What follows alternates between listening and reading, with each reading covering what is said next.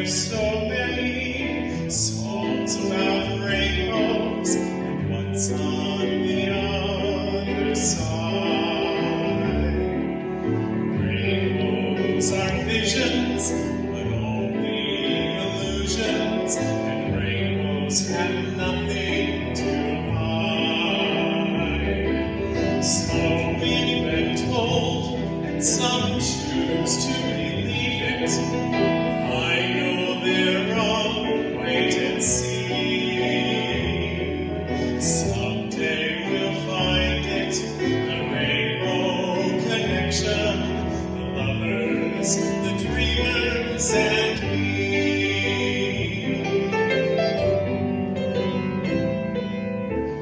Who said that every wish would be heard and answered? The wish of the morning star. Somebody thought of that, and someone believed it, and look what it's done so far. What's so amazing that keeps us stargazing? What do we think we might see? Someday we'll find it, the rainbow connection, the lovers, the dreamers, and me. All of us understand, we know that it's probably magic. Have you been half asleep, and have you heard voices? I've heard them calling my name. Is this the sweet sound that calls the unsaved? Or standing one and the same? I've heard it too many times to ignore it. It's something that I'm supposed to be. Someday we'll find it, the rainbow connection, the lovers, the dreamers, and me. La la la la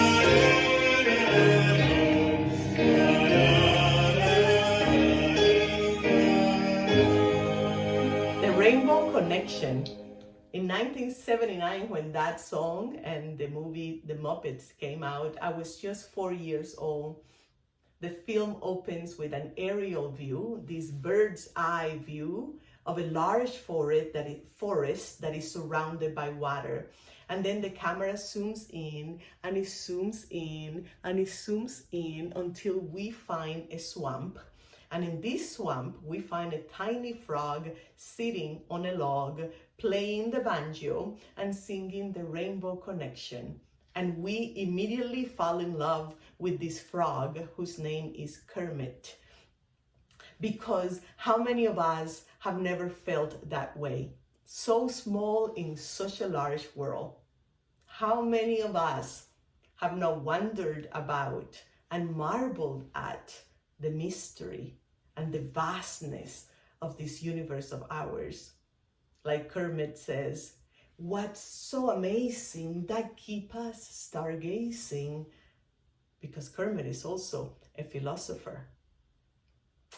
And how many of us, like him, have not heard a call to go on a journey, to expand our horizon, a journey that is more than physical, a journey of the soul?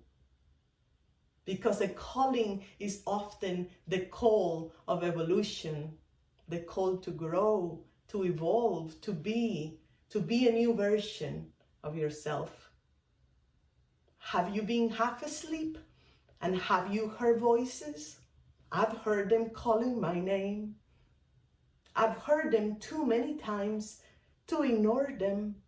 It's something that I'm supposed to be. I love it. I just love it. Kermit is also an optimist.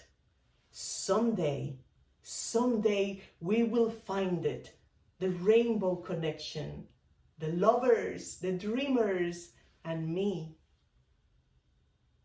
The lovers, the dreamers, and me.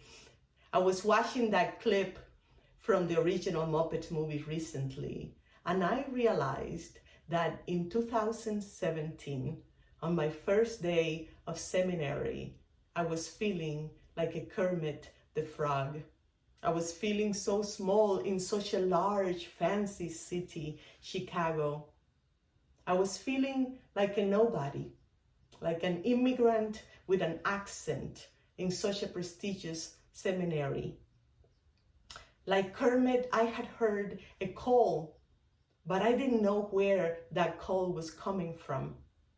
I actually had more questions than I had answers. But like Kermit, one of the few things I knew for sure was that I belonged to that group of lovers of the world, of visionaries, of dreamers, of optimists. And so I set out on this journey of formation to become a Unitarian Universalist minister, not sure about my theology or where the journey would lead me. I couldn't even express with clarity what I believed in, but I knew it had to do with beauty. Beauty. Yet I wasn't confident enough to speak of beauty because in some circles I have been part of, beauty was looked down upon as something shallow, trivial, superficial, irrelevant, even self-indulgent. Why talk about beauty when there are so many other things to worry about? Things like wars and pandemics, human rights violations, social injustices, environmental disasters. It felt irresponsible to even think of beauty at times such as this.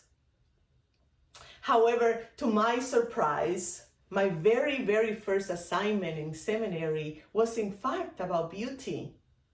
First-year students at Midville Lombard are introduced to the wisdom of Native Americans, particularly the way of life known as the beauty way from the Navajo perspective. And I found that very affirming. In fact, there were so many affirmations about beauty that I even found a sign on my way to school one morning. And I just submitted my final assignment for seminary, my final paper, which was also about beauty. I wrote about the Gospel of Matthew, chapter 6, verses 25 through 31, where Jesus asks us to consider the lilies of the fields, to look at the birds of the sky.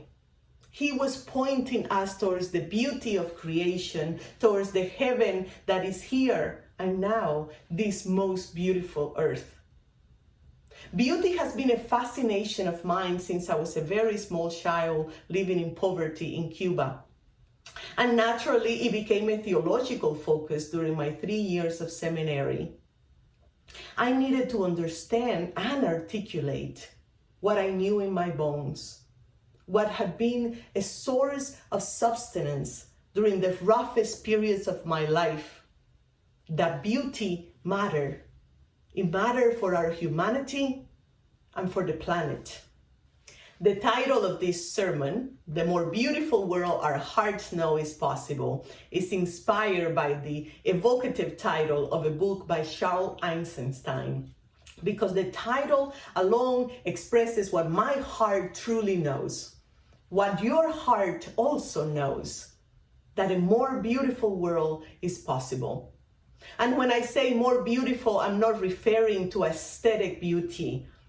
We all know that the world is beautiful enough in that sense.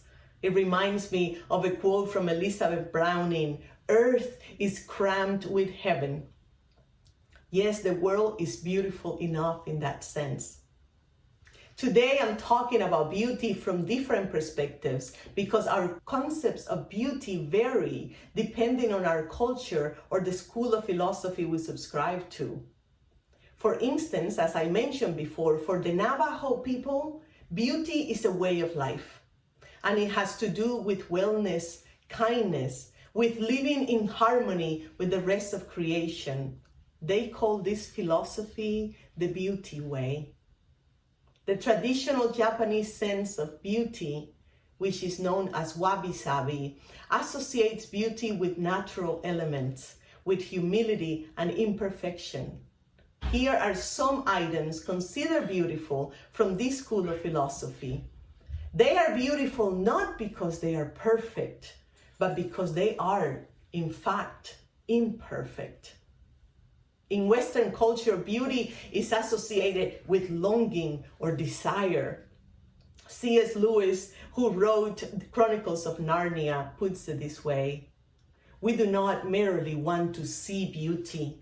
We want something else that is hard to put into words.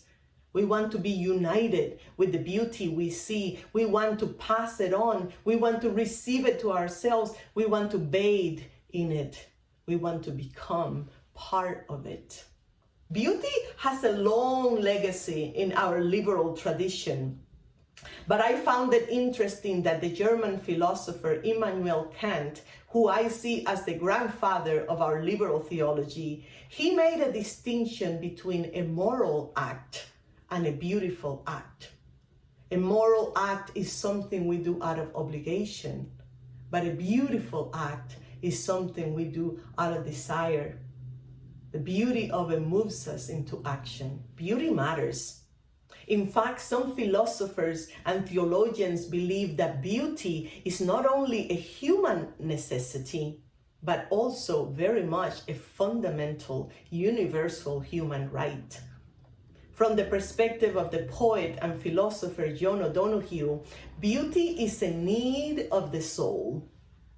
He says that the human soul is hungry for beauty.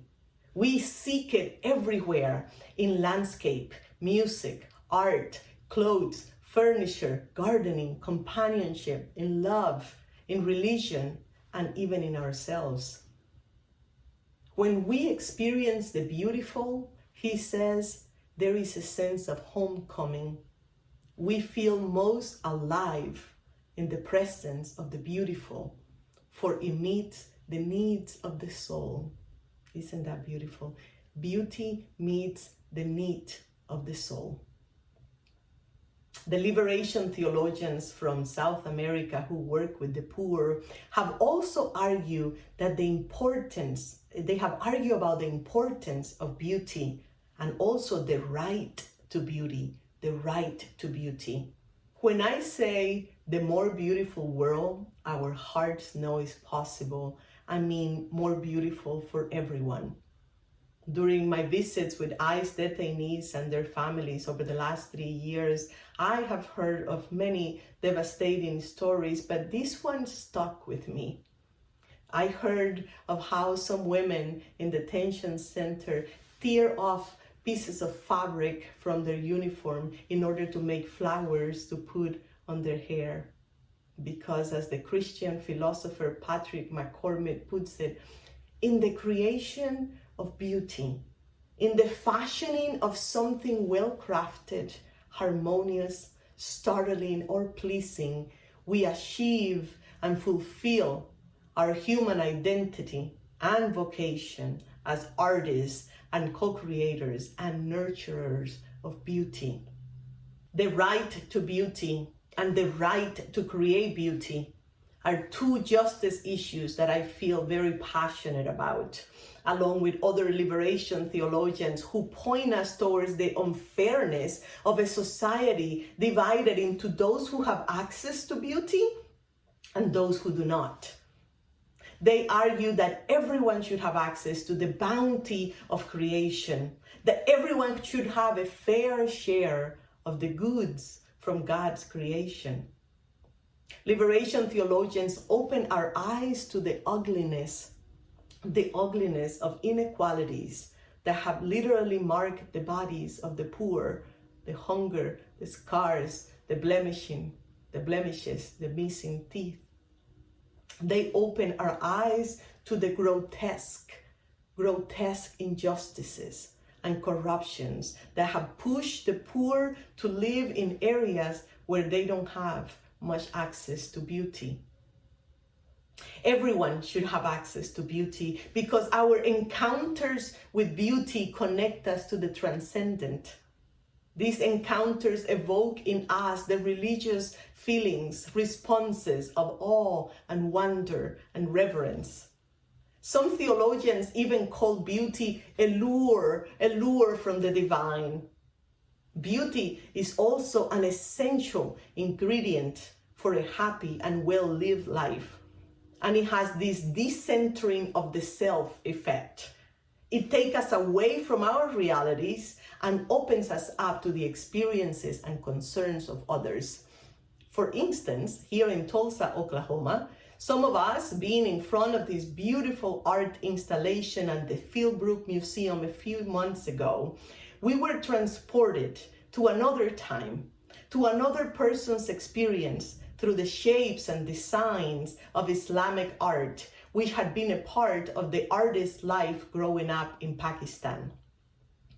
This piece of art was created when she discovered how wonder and exclusion, both wonder and exclusion, had been part of her experience growing up as a woman in Pakistan.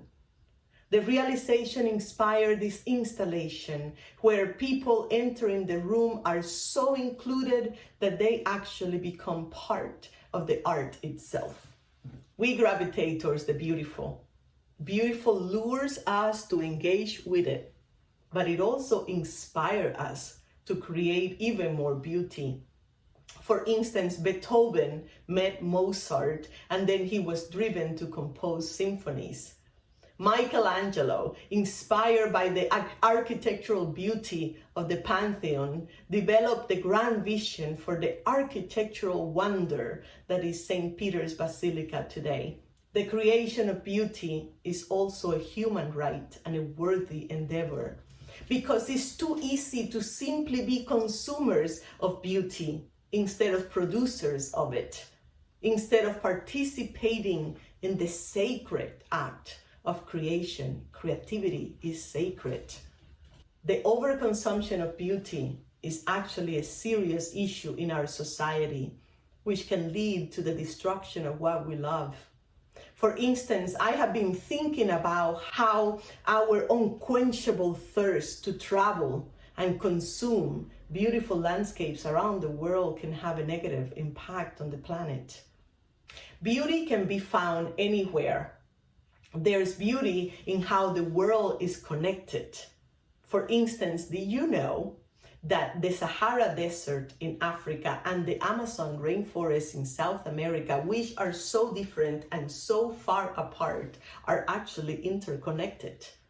The nutrients from the dust storms in the Sahara Desert travel thousands of miles across the Atlantic Ocean, and it drops in the soil of the Amazon, providing life-giving nutrients to the vegetation there. Many of the nutrients in the soil of the Amazon are washed away by the tropical rains, but these nutrients from the Sahara Desert help to keep the rainforest alive. Beauty is everywhere, not just in art or nature. Beauty is in the research of scientists. Beauty is in the precision of a mathematical formula. Beauty is even in well-organized data. There is a hashtag for that. Data is beautiful. Beauty is also in altruism, the subject I preached on a few weeks ago.